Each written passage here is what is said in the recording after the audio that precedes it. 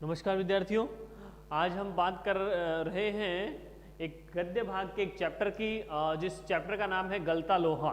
ये एक कहानी है और जिसके रचनाकार हैं शेखर जोशी। इसका फर्स्ट पार्ट हमने पढ़ लिया है, कहानी के बारे में हमने समझ लिया है।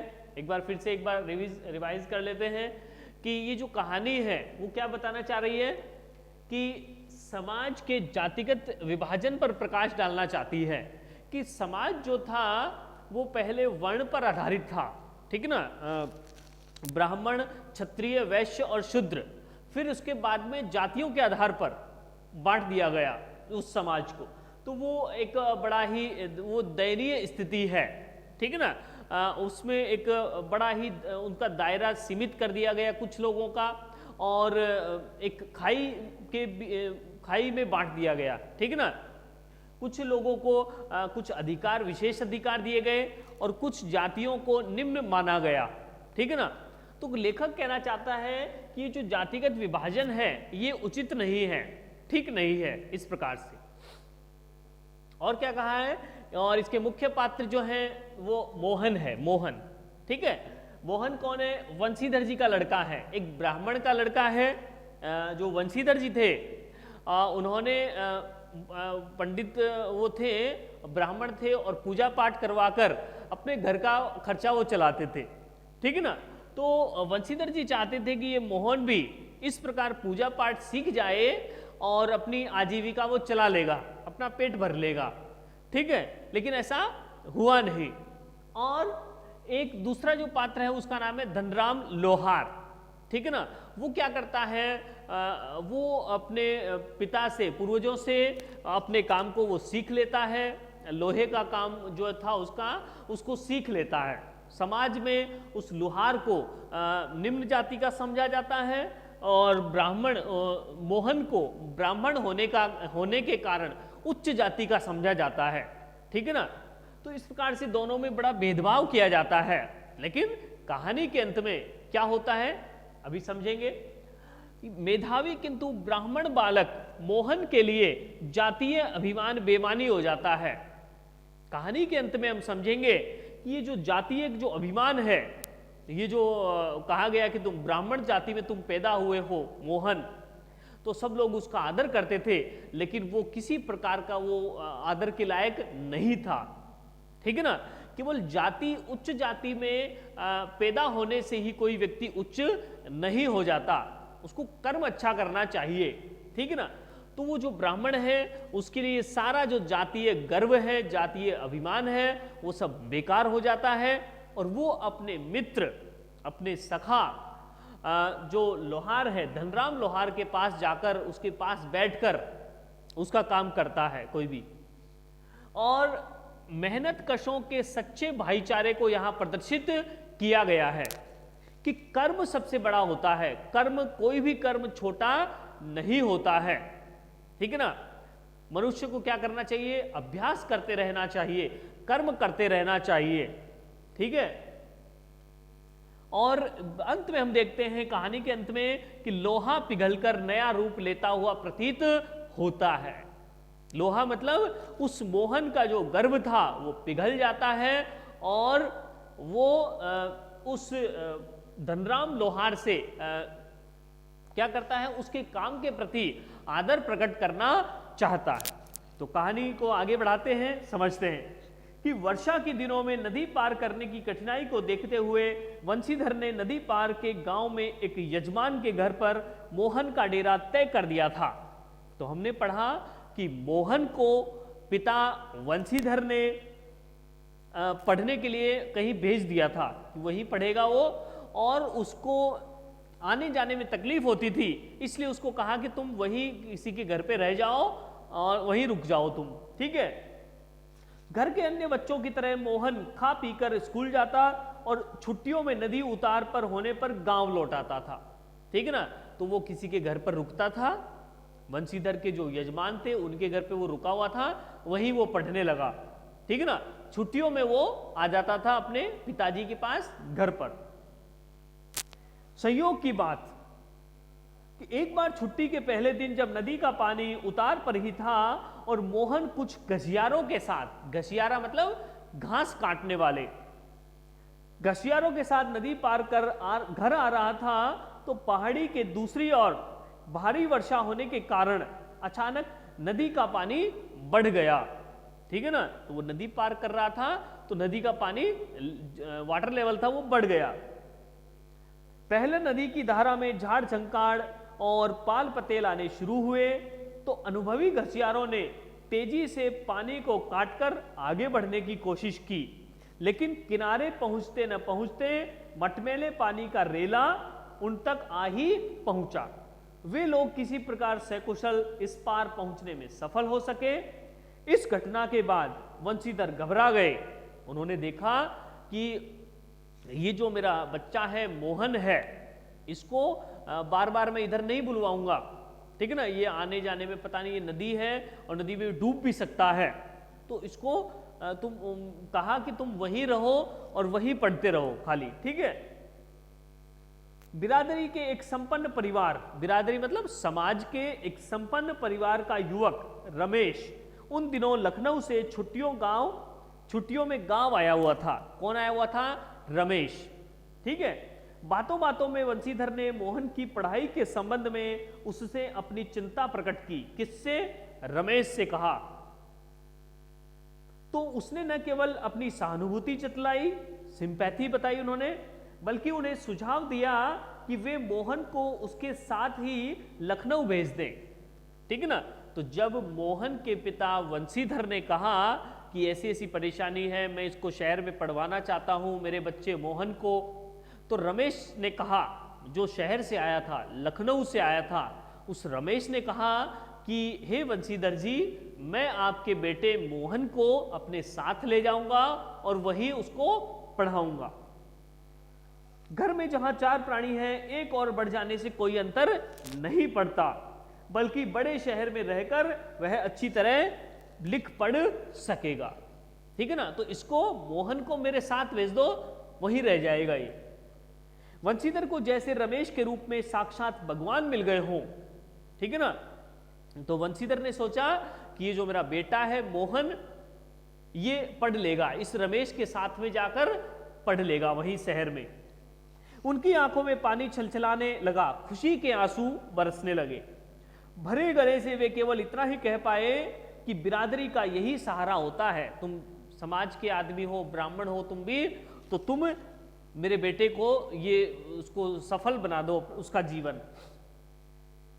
छुट्टियां शेष होने पर रमेश वापस लौटा तो माँ बाप और अपनी गांव की दुनिया से बिछुड़कर सहमा सहमा सा मोहन भी उसके साथ लखनऊ जा पहुंचा, ठीक है ना। तो जो मोहन था वो किसके साथ चला गया? रमेश के साथ। कहां पर? शहर में, लखनऊ शहर में। अब मोहन की जिंदगी का एक नया अध्याय शुरू हुआ, कुछ बदलाव हुए उसकी जिंदगी में। कौन? किसकी जिंदगी में? जो कि ब्राह्मण लड़का था मोहन, वो ब्राह्मण था, मेधावी भी था और थोड़ा गरीब भी था वो एक तरीके से, ठीक है। स्थिति ठीक नहीं थी। घर की दोनों महिलाओं, जिन्हें वह चाची और भाभी कहकर पुकारता था, एक तो रमेश की पत्नी थी और एक रमेश की मां थी, ठीक है ना, का हाथ बटाने के अलावा धीरे धीरे वह मोहल्ले की सभी चाचियों और भाभियों के लिए कामकाज में हाथ बटाने का साधन बन गया। तो वो जो मोहन था वो गया किसके लिए था? वहां पर पढ़ने के लिए, लेकिन वहां पर ये इस प्रकार से काम सबके करने लगा। मोहन थोड़ा दही तो ला दे बाजार से, मोहन ये कपड़े धोबी को तो दे आ, मोहन 1 किलो आलू तो ला दे। ये इस प्रकार औसत दफ्तरी बड़े बाबू की हैसियत वाले रमेश के लिए मोहन को अपना भाई बिरादर बतलाना अपने सम्मान के विरुद्ध जान पड़ता था और उसे घरेलू नौकर से अधिक हैसियत वह नहीं देता था। तो जो रमेश था वो उस मोहन को पढ़ाने के लिए नहीं, बल्कि उससे ज्यादा वो अपना एक नौकर बनवाने के लिए उसको वहां लाया था। तो मोहन वहां पर एक प्रकार से नौकर बनकर रह गया। इस बात को मोहन भी समझने लगा था थोड़ी बहुत हीला हवाली करने के बाद रमेश ने निकट के ही एक साधारण से स्कूल में उसका नाम लिखवा दिया, फॉर्मेलिटी के लिए, औपचारिकता के लिए उसको स्कूल में डाल दिया, जबकि वो स्कूल में नहीं डालवाना चाहता था, उससे तो घर का काम करवाना चाहता था। किससे? मोहन से। कौन? रमेश। लेकिन एकदम नए वातावरण और रात दिन के काम के बोझ के कारण गांव का वह मेधावी छात्र, मेधावी मतलब इंटेलिजेंट छात्र, शहर के स्कूली जीवन में अपनी कोई पहचान नहीं बना पाया। शहर में तो बहुत से इंटेलिजेंट लोग थे, बहुत सी भीड़ पड़ी हुई थी। उसका जीवन एक बंधी बधाई लीक पर चलता रहा। कोई उसको नया फॉर्मूला उसके दिमाग में नहीं आता था। साल में एक बार गर्मियों की छुट्टी में गांव जाने का मौका भी तभी मिलता जब रमेश या उसके घर का कोई प्राणी गांव जाने वाला होता, वरना छुट्टियों को भी अगले दर्जे की तैयारी के नाम पर उसे शहर में ही गुजार देना पड़ता था। अब उसको घर पर वापस या गांव में वापस नहीं जाने दिया जाता। किसको? मोहन को। ठीक है ना? और क्या कहा जाता कि छुट्टियों में भी इसकी अगली क्लास की तैयारी करवाएंगे, इसलिए छुट्टियां उसको घर पे नहीं भेजेंगे। ठीक है? अगले दर्जे की तैयारी तो बहाना था। सवाल रमेश और उसकी गृहस्थी की सुविधा असुविधा का था। अगर वो मोहन अब वहां से वापस गांव चला जाएगा तो रमेश की ये नौकर का वाला काम कौन करेगा? तो इसलिए रमेश उसको नहीं भेजता था। मोहन ने परिस्थितियों से समझौता कर लिया क्योंकि और कोई चारा भी नहीं था। उसने सोचा कि अब क्या करें, घर पे वापस जा नहीं सकते हैं, ठीक है ना, कुछ काम तो करना ही है, अपने पैरों पर खड़ा होना है। घर वालों को अपनी वास्तविक स्थिति बतलाकर वह दुखी नहीं करना चाहता था। घर वालों को तो पता था कि बहुत अच्छा वह पढ़ने गया है, ठीक है ना, अच्छी नौकरी लग जाएगा। वंशीधर उसके सुनहरे भविष्य के सपने देख रहे थे। पिताजी देख रहे थे कि बहुत अच्छा हो जाएगा। 8वीं कक्षा की पढ़ाई समाप्त कर छुट्टियों में मोहन गांव आया हुआ था। जब वह लौटकर लखनऊ पहुंचा तो उसने अनुभव किया कि रमेश के परिवार के सभी लोग जैसे उसकी आगे की पढ़ाई के पक्ष में नहीं है, तो मोहन को आगे नहीं पढ़वाना चाहते थे। बात घूम फिर कर जिस ओर से उठती वह इसी मुद्दे पर जरूर खत्म हो जाती कि हजारों लाखों बीए एमए मारे बेकार फिर रहे हैं, बेरोजगार हैं, क्या पढ़ोगे, क्या करोगे पढ़कर आगे? मोहन, इतनी पढ़ाई खूब है। तो ये सब कहते कौन? रमेश के परिवार वाले। ऐसी पढ़ाई से अच्छा तो आदमी कोई हाथ का काम सीख ले।